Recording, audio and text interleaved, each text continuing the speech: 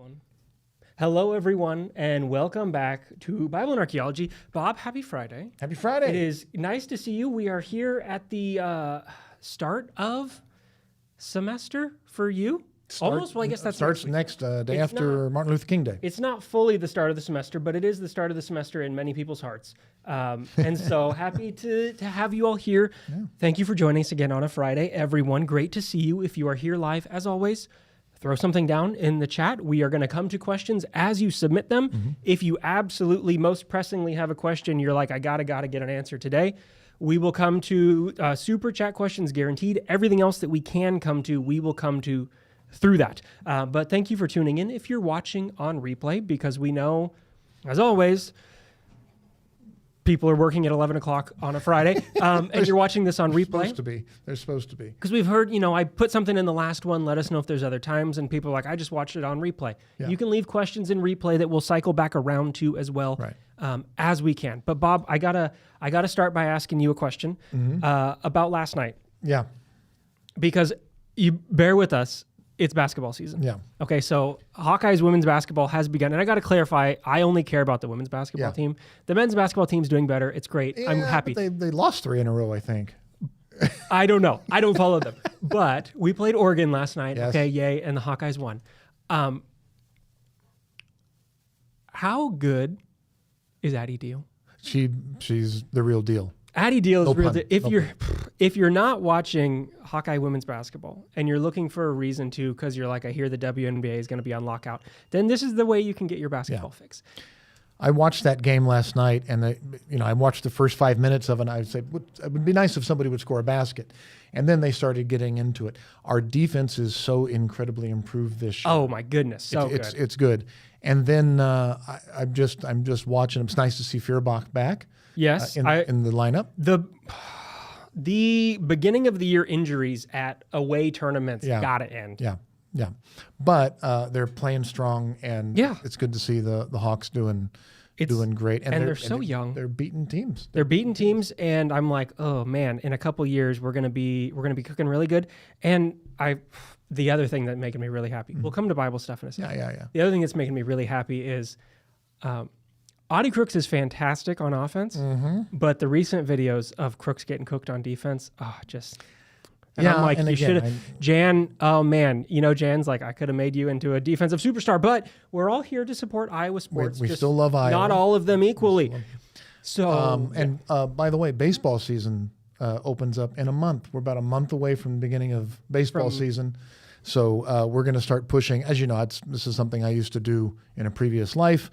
We're getting ready. Coach Heller's getting the team ready. And baseball in the Big Ten is not as big as basketball and football. Basketball in the Big Ten is the place to be. Football in the Big Ten is the place to be. Baseball, we're getting there. Coach Heller's really building up the program, and we're going to open up here in a month. So I'm ready. I want the snow to melt. We'll see how it goes. You're not going to hear about baseball from me, but you might hear about baseball from Bob. We do have a question from last time's live that I want to turn to. As I've said, we will come back to your old questions. So if you have questions, throw them in. Hurdy-gurdy says, go Mariners. And so, out of West Coast allegiance, I can feel some love there. My son loves the Mariners. That's Mariners, I'm not sure. Question that came in from a previous live regarding the text and Bible, which, given our name, is something they're asking about and something we've talked about in the past. But they say, some majority of Christians regard the combined testaments to be more than just another history book, but an authoritative text on every subject that it addresses. Given that these preconceptions have influenced the upbringing and education of many now adult Americans in every job, category, and profession, what do we think is the minimum training that students of archaeology should receive to inculcate them against what you believe to be the confirmation bias, the Bible in spades style? Sure. Find only what you're looking for to avoid viewing everything through Bible goggles. Is there a base level of education you think that we need in order to have? Yeah. So, this issue of the pride of place of the biblical text over and even opposed to all other historical text, every other text. That if the Bible says it, we used to have this magnet on my fridge growing up. The Bible says it, I believe it, that settles it. And I think it was my mom that went through and cut out the I believe it part. The Bible says it, that settles it. And we put it on the fridge. The idea that the Bible is divine, that the Bible is inspired, and therefore anything that it says trumps any other historical document and overrides anything that archaeology tells us. And this is well, and not just that, but also the version of what it tells me that I like overrides the version of what it tells me that I don't like. correct. There are organizations, I'm not going to name them, but there are organizations that I have done numerous videos about in the past that in their bylaws, in their statement of faith, they have statements of faith. There are archaeological organizations that have statements of faith that say everything in the Bible is correct, and any archaeology that differs with something that the Bible claims has to be fundamentally incorrect. And so they go out and do archaeology to correct this. Yeah. And that's just a fundamentally flawed methodology for doing archaeology. And as this question asks, right, there are the groups that acknowledge, that say it, that will say it outright and tell you this is what we're going to do. And then I think coming back to their point, there's a lot of people who don't know that that might be what they are doing as well. Correct. Because they might say, no, I'm not trying to do that. But given, as they point out, right, the depth to which that series of texts has permeated culture and literature and all these different things and your perceptions of what's happening where, it is something that you have to sometimes say, like, well, no, you need to, that's not the thing you should be doing. So, like, is there a level? I think that's a really hard one to say, here's a level everyone has to do, because not everyone has the same access options. Like, we're spoiled in the access that we've had. That's right. No, that's right. And I'm the first one to admit that. I had, what I always say, like 15 years to work my way through this. With my undergraduate education, my master's program at Pepperdine, my PhD program at UCLA, and then I do this for a living, right? I've had the privilege. It's a privilege of having access to an education and having the time. The time that's allowed me to look at this for a long period of time and to say, maybe the way that I was taught as a kid is not the way that it is. And I was able to ask these questions and to talk to other scholars, talk to other very intelligent people, and to say, is every claim that's made in that book and made in the Bible, is that historical? Is that factual? And then how do we go about creating a methodology that tests that? Now, people who don't do archaeology also suffer from this bias. They will also say that even though they may not even know that they're doing it, as you mentioned, they were raised reading the Bible a certain way, and then they will read some Josephus, for instance.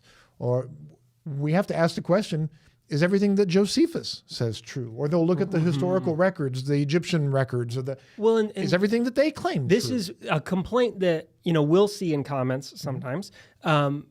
And like I put out a video yesterday on one of the greatest weird stories from the Bible. And K. Thomas Bradford, I do see your comment here. David's collection of the foreskins, and putting that in the context of, okay, we know about Egyptians doing similar style of things, and you need to ask the question in both. Both are propaganda stories. And so you can't take the Egyptian record at face value, just like you can't take the Bible's record at face value. Ask questions of both of them. Is there a level of specific education? No, because you might also say, like, hey, I don't have the option to go and do grad work at these types of things, but you're like, I've volunteered at this dig that's run by critical scholars that has a field school that I've participated in. And there's different pathways to get to a level of like asking critical questions about things.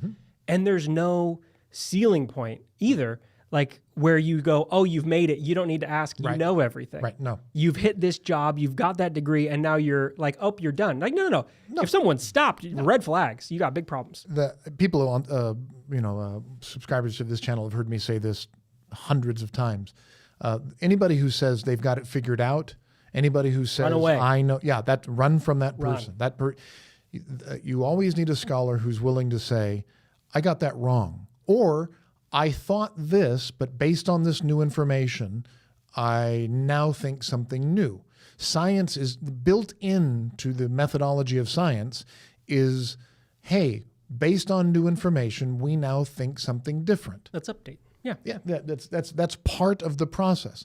And people are uncomfortable with that. They don't like that. And this is why, you know, as we've talked about, with digs, you leave places untouched. Correct. Because things will get better. And the same way that a lot of good archaeological work happens not by digging stuff up, but by the archives that exist that have not been touched or need to be reconsidered to go back in. So there's lots of ways you can engage in the archaeological process without ever moving a bucket of dirt. And there's a lot of good scholars who, you know, will say like, well, I study archaeology, but they don't call themselves an archaeologist because they say, I'm working on this side. I'm in the catalogs and I study archaeology, but they won't claim to be the person with a trowel in their hand because they go, no, that's a different skill set. If you're asking the best place that's doing this now, Tel Aviv University has one of the best programs in actually looking at this from methodological, from an archaeological, and man, have they built out their archaeological program, their field archaeology program. But they also have the historical side of it, the text critical side of it. And they have people in their programs, and this is Oded Lipschitz's program there that he's built out, and he's just done a wonderful job there. They have a master's program that you can do in English. So you can go there for 2 years and do this master's program in the archaeology of the land and the Bible. And so they don't call it biblical archaeology, but it's the archaeology. They look at the land and they look at all the historical data that we have from the land, and they're simultaneously looking at the text. And and it's what I tried to do with the cities that built the Bible. You're trying to say, here's a historical critical method of reading the Bible. Here's an appropriate way to read the Bible as a historical document that meshes with how we read, let's say, like Josephus in a responsible way, or how we would read the Quran. I mean, one of the things I do in my classes is I ask students, if you're not a Muslim, how would you read the Quran? Right? It contains some historical claims, right? There are some, this place is here, right? This city is here. This person lived at this time, right? Maybe not. But you wouldn't just accept everything that's in there. Maybe a devout Muslim might do that. So how would you read these other texts? And then you have to think to yourself, now I read my sacred book. Do I read that book the same way? And how much of this do I accept as royal propaganda? How much do I accept as historical fact? Yeah, so there's a lot to wade through. So the question of how do you get to a minimum level of training to, you know, make you safe from this, there is none. No. There's none, because you will still see it popping up in the things you do or don't ask questions about, or the ways that you can read a text without reading the text, because like a certain reading is so baked in. So you never get fully inculcated from it. It's a great thing to pursue. Right. But you're always pushing the wrong. That's right. And one other thing you can do is look around at what's going on around us, looking at sociological and political things that are happening around us. Look at how people are framing, spinning, whatever way you want it, the facts on the ground today. Look at how, and I don't care what political party you're in, look at how, let's say, a political party in power will frame something that happened versus the opposition. And how they'll criticize that. And then when those parties are reversed and the other party's in power, look at how they'll claim something about something. The rhetoric that's used, the political approaches to framing those stories is truly no different than what was going on 2,000-3,000 years ago. Mm-hmm. They were doing that too. You have pro-David people and you have anti-monarchy people who were trying to say, no, David was actually a bad guy. Solomon was actually a bad guy. And other people who were promoting those people. Those stories made it into the Bible. And that's why you have these varying views on these characters.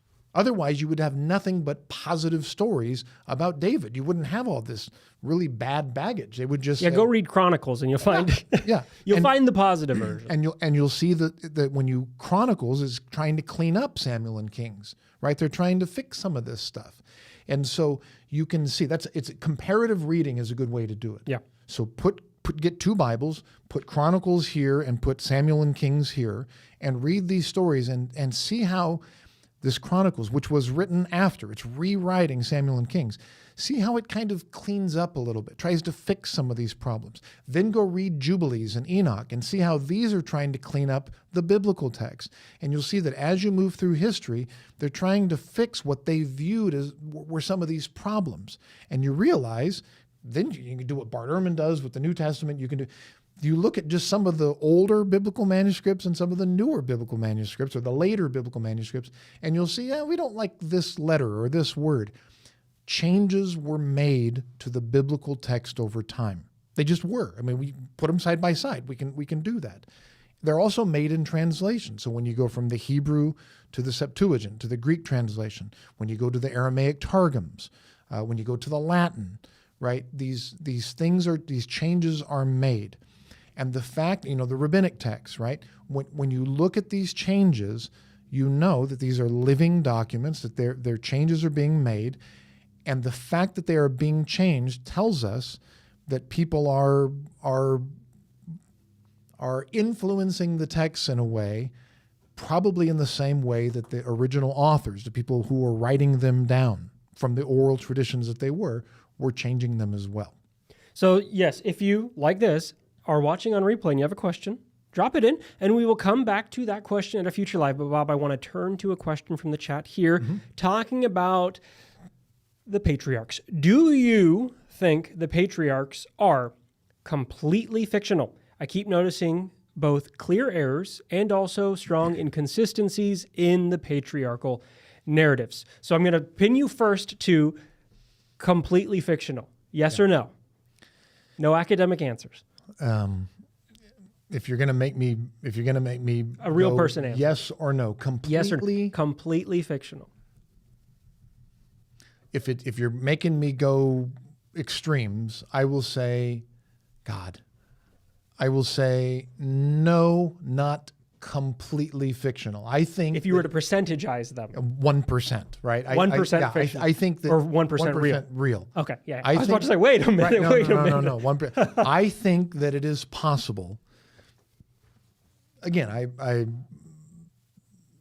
think it's possible to make a claim that there was I don't want to say a historical Abram, but you can make a claim about some figure that came from Mesopotamia and came up through, southern Anatolia, Turkey, right? Turkey now, and coming down into Canaan, right? Into the land that would become Israel-Palestine. And then became what is essentially a warlord, right? What is essentially a powerful leader, and started making alliances with these people. I mean, we know the names of these alliances that Abram made with, in Genesis 14 and Melchizedek. They name these guys, and they're Amorites, right? These are the Amorites. Now, maybe Abram was originally from there, and the story about him coming over with, but I think you can make a case that there was, and the reason I say this is we have evidence from the Merneptah Stele that there were a people called Israel. Mm-hmm. There was something there. Some group, and now, I guess is it fair? Well, we don't know. Bob, you're completely hedging. Abram's completely made up, and you're just giving a name to some person. But what I'm saying, the question was completely. I don't ever do extremes, and I don't ever do absolutes. So I'll say, because of the nature of the question, if you're gonna pin it to completely, I'll say 1%. You run into an impossibility of how do you prove that it is completely fictional? Correct. If you were wanting to say, are the patriarchal narratives largely fictional composites? Yes. Which you see in the duplications between stories that you have and the sister wife stories. Yeah. You have things within that also, and this is where people throw in the, oral tradition and cultural memory come through, and how do these things pass? So is there anything there that is truth? We also have to ask the question of like, well, what, if you want to be like pedantic about it, well, what do you mean by true or fiction? Because if you're telling a story about your family, is anything that you could tell a narrative about anyone completely true or completely fictional? You start to run into problems either way you go. I avoid the word true.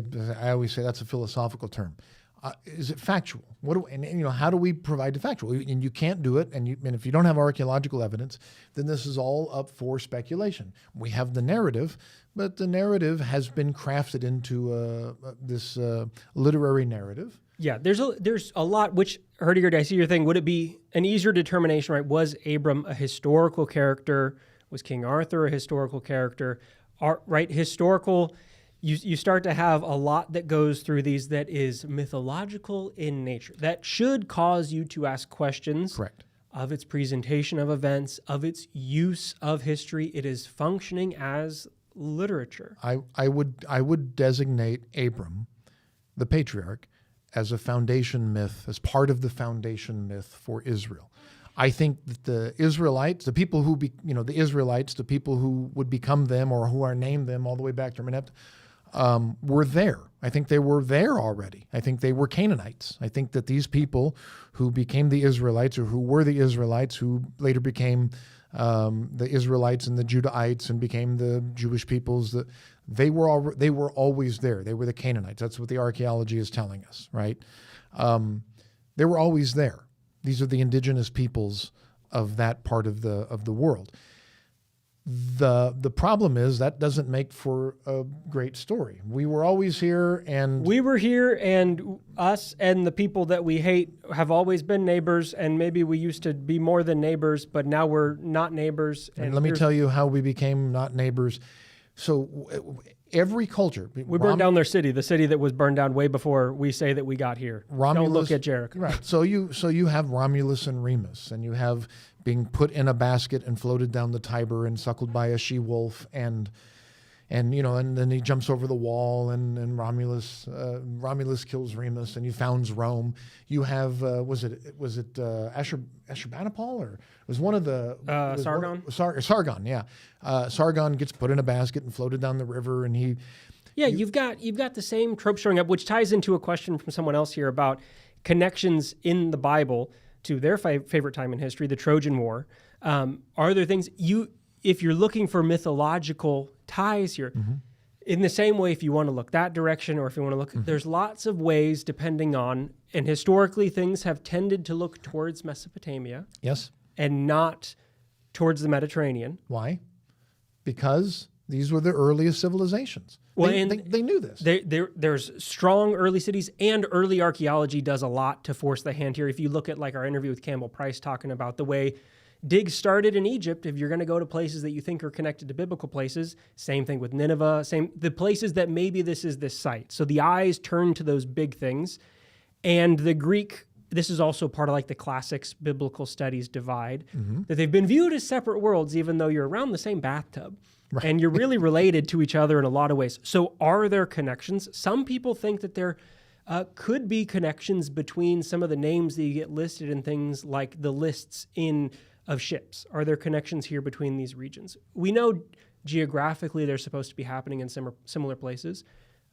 Chronologically, that type of movement that you see, if you're thinking of like Odysseus's time on the ships, lines up a lot with different sea peoples that we see moving around in the late Bronze Age, and the fluctuations that happen, the fall of the city-state systems. So yeah, you've got some potential ties. You also have potential ties here if you're thinking through Jephthah and Jephthah's daughter, and the setup for the Trojan War. Am I going to kill my daughter so we can get some wind to go burn this city down or not? So like, are there ties? There's definitely ties when we're looking mythologically. Yeah. Are there ties archaeologically? We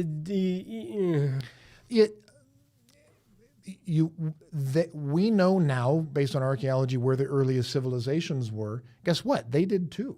They knew where these earlier they knew where the traditions came from. And you make stories about the big cities that used to be big or that sometimes still get re-inhabited or got destroyed or aren't destroyed or how. And you run into a question too, because I know you might ask on a follow-up, like, are there connections between these things? Do we have evidence? The pottery and people question. Like if there's Greek pottery at a site, does that mean that someone brought that must have been then a Greek hand that brought it? You can't prove who brought it there because trade happens a lot of ways. Import, you have trades, and you also have copycats, right? You always have people. You have knockoffs.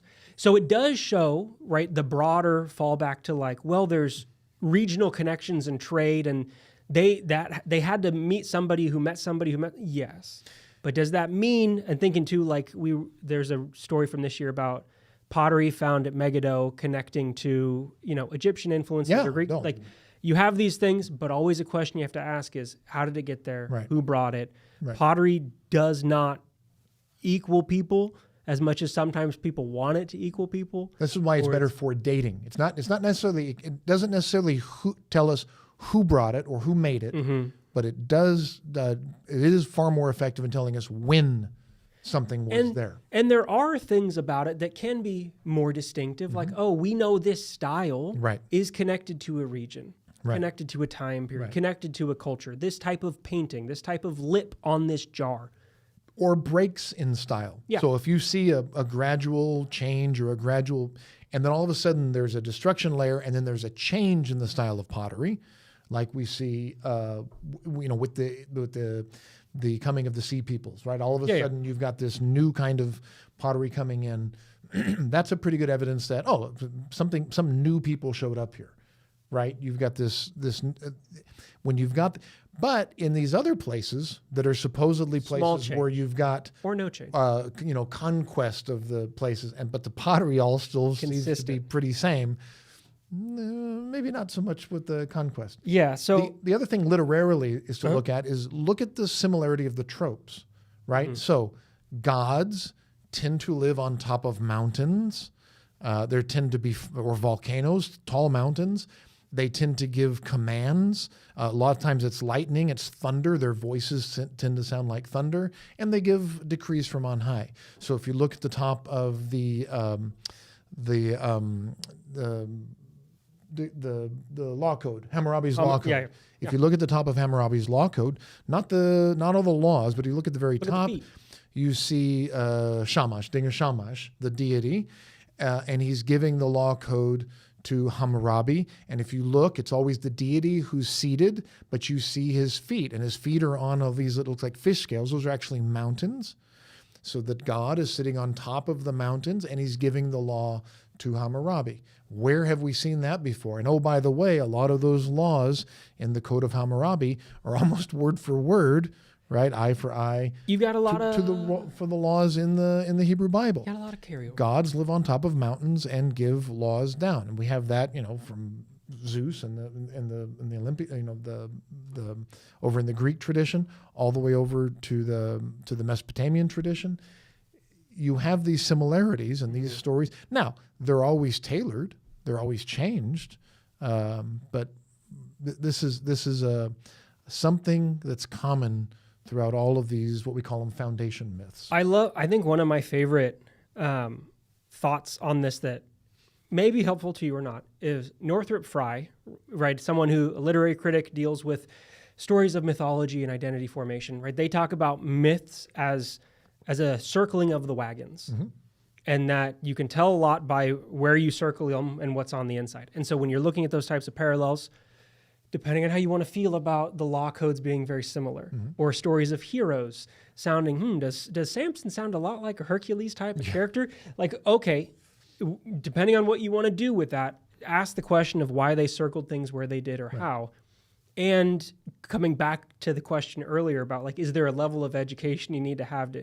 No, because you feel maybe really comfortable looking over your right shoulder. Right. But what happens if you look left? Right. Like, have you ever asked the question about what the Greeks might have done, or how the Egyptians might have brought in something here? Lots of ways that you should be looking when you're asking these types of questions about materials. Bob, can I jump to another question here? Yeah, sure.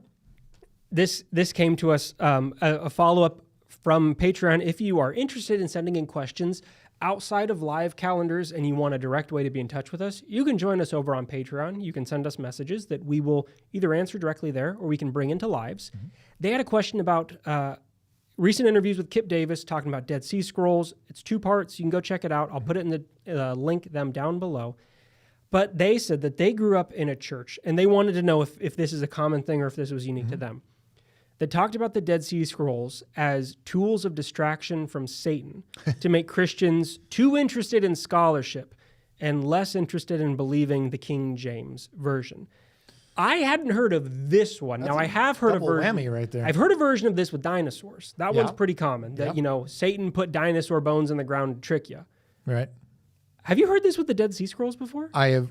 So I was saying this is a double whammy. I've heard the argument that things were done, placed out there to, evolution, right? Bones and fossils and things were put into the ground by Satan to test us, to tempt us, right? But, so that we wouldn't believe the truth of the Bible. Going back to our earlier question in this episode, if you missed that, how do we know that how do we read the Bible and what's the argument for why the Bible is not, the inerrant, infallible, Word of God? I've heard that. And I've also heard arguments for the King James being the proper translation. I've never heard those two put together. And I've never heard it done with the Dead Sea Scrolls. No, it feels...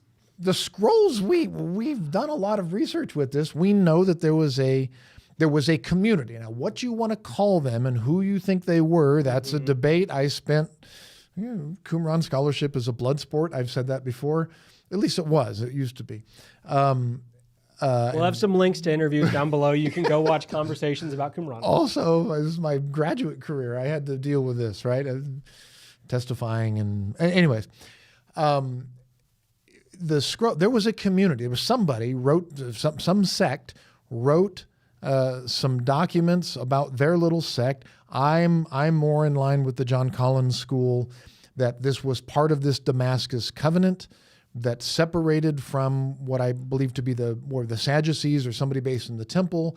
They followed the Jubilees. They followed Enoch. They followed this new calendar. They went to Damascus, and that whoever it is that's responsible for these scrolls at Qumran was a subset of this Damascus covenant. They had their own little scrolls. They had their own canon. They had a calendar that was different from the calendar used by the Jewish peoples that were worshiping at the temple. Mm-hmm. But they had copies of the Bible. They had copies of all the books except Esther. They lived, they worshipped, looks like they've been sacrificing. They brought on peoples. They recruited peoples into their community. Yep. Looked like they were a self-sustaining community. This was a group of people, and then they believed that they were going to be successful in battle. They hid their scrolls, or they put them in these caves.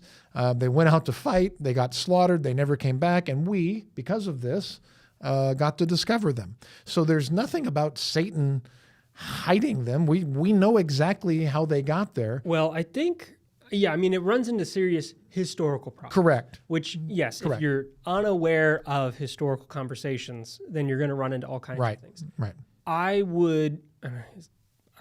be careful in how I say this. Right. I would smell. It smells a little bit. You're being too kind. It smells a little bit like a lot of things that have been argued about the Hebrew Bible in supersessionist ways. Yes. In the past, we've got a book up there, Judeophobia in the New Testament. There's lots of ways this conversation grows out. That maybe some of this, hey, there might be other problems underlying some of this. Right. Let's put it that way. Right. On top of just we don't like it because of the critical scholarship. Right. It might also connect to historical views within some communities about other communities and the way that relates back into things. So in that way, it feels different than when you're just talking about dino bones. And because it's not just in like a science history thing. I think there's another layer there. Keep in mind, the Dead Sea Scrolls, we have hard copies. We had physical copies, autographs, that date to the the late 2nd century, definitely the 1st century BCE. We have them. We don't have anything from the New Testament that is not from until the late 1st, probably early 2nd century AD, second century CE. So we've got copies of the Hebrew Bible. Now, prior to the discovery of Dead Sea Scrolls, we didn't have anything till the 11th century AD. Yeah. So these were 1,000 years older than the oldest thing that we had from the Hebrew Bible. But now, all of a sudden, you've got these Hebrew manuscripts that are older than these copies of the New Testament manuscripts that used to be the oldest, biblical manuscripts that we had. And so I can see exactly what you're saying, that somebody might be saying, hey, wait a minute, the New Testament manuscripts are the oldest things that we have. Now you've got these Hebrew manuscripts. We can't have that. Yeah. Satan must have put them there. I think that type of question, or when those arguments are put forward, keep peeling the onion and you're going to find uglier things the more layers that you peel away. And again, I don't know, we just keep circling around that same first question. Is there a way to inculcate yourself against asking questions is the best way? Because underlying like a theory or a this or that you might have heard, sometimes there's really ugly backstories that you may not always be aware of, in the way that names in the past who are responsible for scholarship that still makes its way around things, proposed things that get troublesome. So no, I've never heard of the Dead Sea Scrolls being connected to, and demons hiding them in caves. And then tying it to the authority of the King James Version, I mean, yeah, that's a separate thing. No. That's everything for some reason. For some individuals, gets tied to the King James Version. Look, the King James Version has some benefits. There are some places in the Bible where I will argue that the King James Version does better than some of these modern versions that are done by committees. But there are also some places where the King James Version didn't get it right. I'll just say that. Don't throw rocks at me. And that the newer versions, especially those that were created after the discovery of the Dead Sea Scrolls, where we actually have these older manuscripts where we can go, oh, that's what they were trying to say. Now that we have something to compare what we had to, these Masoretic texts to, are better. The King James Version didn't know what the text said. Yeah, there's a lot of times where they don't know. But that question, I think you're right. I think you're right, Jordan. If you start peeling back that question, it's going to get ugly. It gets pretty ugly pretty fast. And this is why the King James Version gives us the wonderful backstory for why Scotland adopts the unicorn, because the lion can't beat the unicorn. The lion, the symbol of England, Scotland, little rebels that they are, take the unicorn as their own. Is the Bible really talking about a unicorn? No, it's a mistranslation of trying to get through an idea of an animal. King James says there's a unicorn. It's a unicorn, and so you've got it. So there's lots of ways that the King James shouldn't be the one that you reach for off of your shelf. There are much better options translationally. Compare them as well. The best fallback against traps in translation is always look at a couple. That's what I do, by the way. When I teach in the classroom, I'll put 4 translations up there. People say, well, which one is the best? You can do this now. We live in a digital world. I'll put 4 different translations and I'll put the Hebrew or I'll put the Greek and I'll put 4 different English translations. One will be the KJV. I'll put the New King James, by the way, sometimes, but I'll put the King James. I'll put the New American Standard. I'll put the NRSV. I'll put the NIV, and I'll put them on a slide and I'll say, here's how people translate this today. That's the way to do it. Keep reading, keep digging. That's the only way to learn, or, go learn Hebrew, Aramaic, and Greek. We teach that here at the University of Iowa. You can take those classes. There's ways. Keep coming back here. Ask your questions here. If we have an answer, we'll give you an answer, or thoughts or feelings that we might have. And if we don't, we'll let you know. And if we know somebody, we'll ask. If we can look around, we will. If you are watching again on replay and you missed us, thanks for tuning in on replay. If you're watching live, thank you so much for tuning in, for being in the chat. We have to sign off a little bit early today. Bob's got to run. But if you're looking for more from us, we had a great interview with Kip Davis come out part 2 this week. We've got some bonus stuff. The bonus podcast is available over on Patreon. You can get it on YouTube memberships as well if all you want is the bonus podcast. But we did have a question on difference between the things. If you join us on Patreon, you get more than just that. So if all you want is I just want the bonus episodes, you can get that through YouTube memberships. But if you want bonus podcasts, early release, ad-free podcasts, extra clips, all that stuff lives on Patreon. And there will be some new goodies coming out on Patreon in the very near future, so you can stay tuned there. You can join for free on Patreon too if you just want to be notified when we're putting that kind of stuff out. But we appreciate your support. We love your support. Thank you. 2026, let's do this a little more often. Yeah, we're going to be, you'll see us. We'll be around. And if you have questions and guests, as always, let us know. Happy to work in what you're wanting to hear. But Bob, let's leave that one there for today. Yeah. Ogres are like onions. Questions about the Bible are like onions. There's always more. This is the beautiful thing about the Bible is there's always more to dig into. There's always more to read. And as always, Jordan, I appreciate all the hard work you're doing here with the channel. It's you did a pleasure great to job. be here. Thank you all for watching. Hit a like, subscribe for us. Share some love, send something to somebody else, and we will see you again next week. So come back around live next Friday. See you then.